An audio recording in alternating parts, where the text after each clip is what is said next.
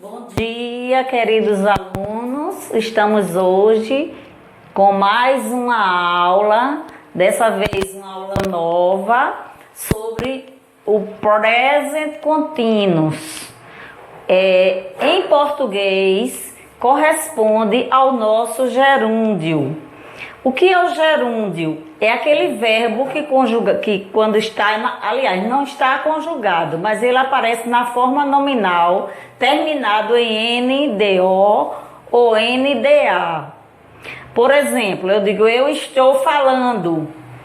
Aí aparece o sujeito eu, o verbo auxiliar estou e o verbo principal falando. Em português é NDO.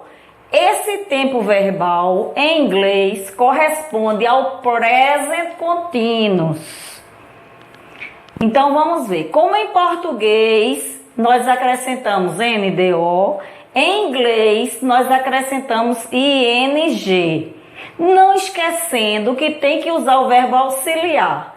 Em português é o verbo estar. E nós sabemos que o verbo estar em inglês é o verbo to be. Então, vai ter o sujeito, vai ter o verbo to be de acordo com o sujeito no presente, porque é present continuous, e vai ter o verbo auxiliar com ing. Só que não é igual para todas as frases e todos os verbos. Então, vamos ver algumas regrinhas importantes. Vamos lá. Como eu disse, o present continuous descreve uma ação que está acontecendo agora.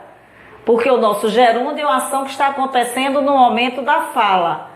Ou que está acabando de acontecer. Então, tem essas duas formas, né, de falar. Algo que está acontecendo ou acabando de acontecer.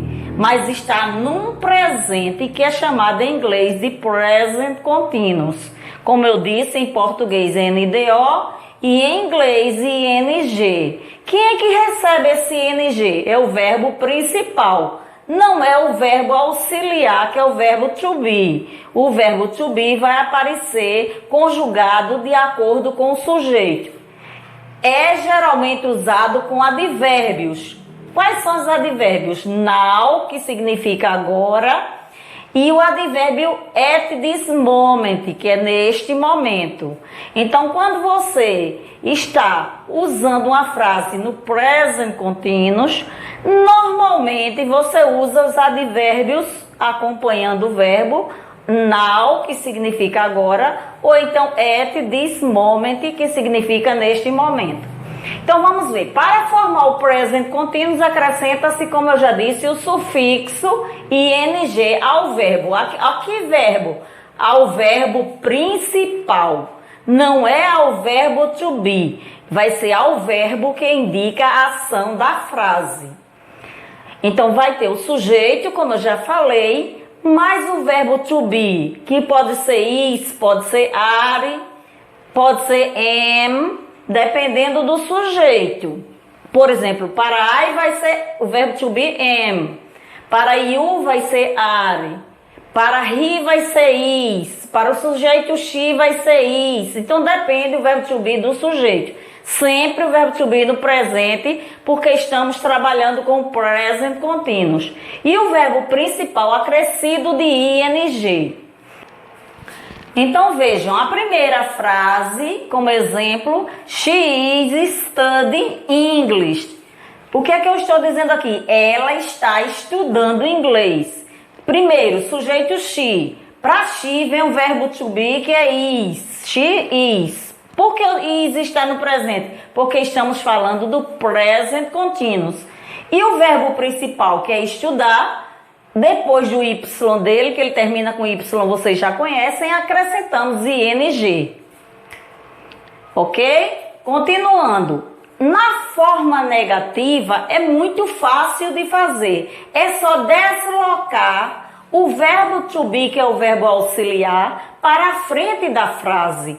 Porque a gente sabe que em inglês as frases interrogativas, elas iniciam com o verbo auxiliar. como a gente viu no Simple Present, com do ou das. No Present Continuous, quem vai para a frente da frase é o verbo to be. Nós tínhamos she is studying English. Na interrogativa fica is she studying English? Quem se deslocou foi o verbo to be. Na forma negativa, quem recebe o not é o verbo to be também, é o verbo auxiliar, que significa estar. Vamos lá, para negar a frase, a partícula not vem depois do verbo ser, que é do verbo to be. Quem recebe o not é o verbo to be. Então, se eu tinha she is studying English, eu digo she is not studying English. Posso dizer abreviando she isn't studying English. She isn't studying English. Ou seja, o not vem junto do verbo to be. Vamos lá.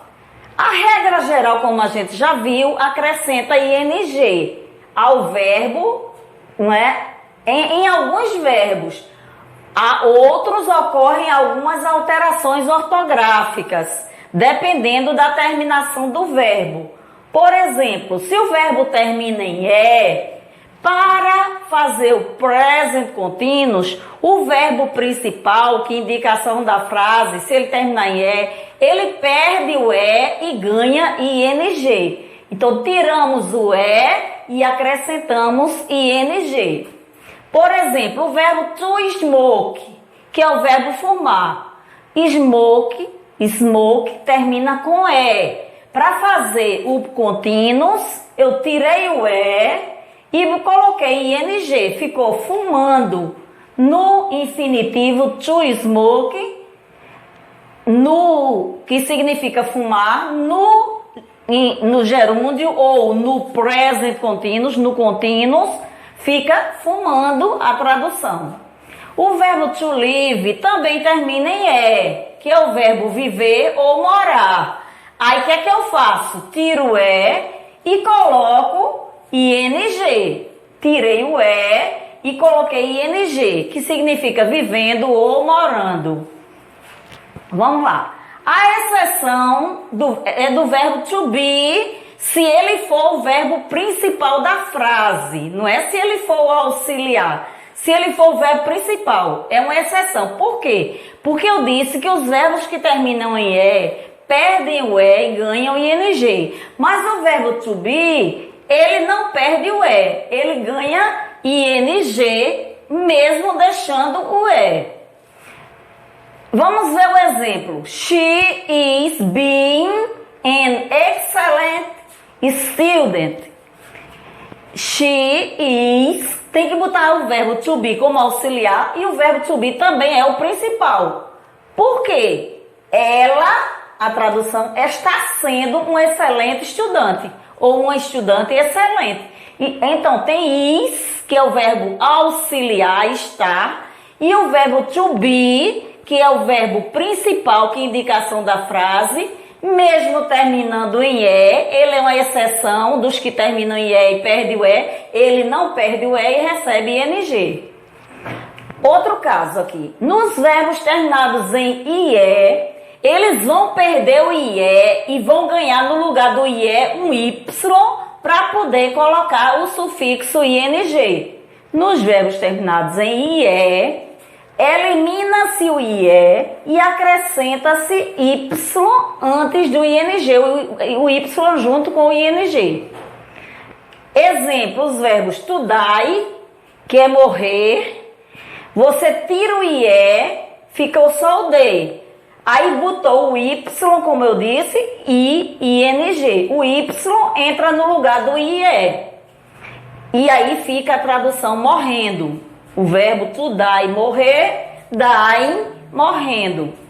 O verbo to tie, que é o verbo amarrar, termina também com "ie", como vocês veem. Então, tira o "ie", bota "y" para poder botar o ing. Então, amarrar, tie, ó, lembra o que? Gravata, amarrar, né?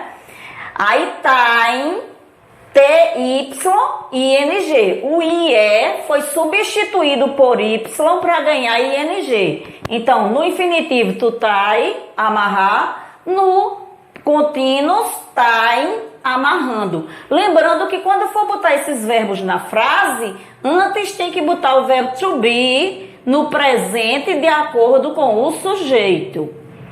To lie, que é o verbo mentir, tirou o IE, entrou o Y e acrescenta ING.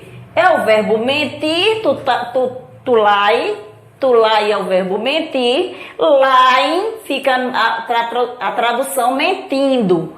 Então não esqueçam, tira o IE e bota o Y para poder botar ING. Vamos lá, nos verbos com uma só sílaba, terminados em consoante, vogal e consoante, antes de botar o ING, dobra a consoante final. Repetindo, os verbos de uma só sílaba, terminados em consoante, vogal e consoante, antes de acrescentar ING, dobra a última consoante. Por exemplo, to stop